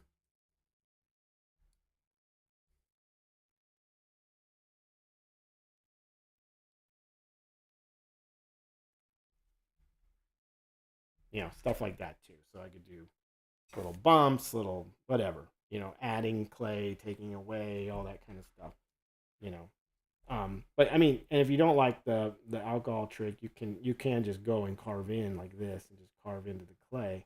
That's totally fine. But like I said, what happens is you do get a lot of those boogers kind of coming up on the clay like that, and then you just have to clean a lot of them off. And sometimes they go back into your detail, which drives you crazy. So I always find just a little bit of alcohol on the surface goes a long way. So a little bit of detail stuff for you, you know. There you go.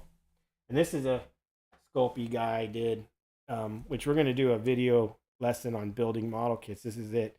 This is one I did. You can see all the dragon skin. This guy was done in Sculpey. You can see how I did all this dragony skin and stuff on there. So it's possible to do, like, you know, really cool stuff like this too. So yeah, you can do a lot with Sculpey. Anyway, that's it, guys. That'll do it for tonight.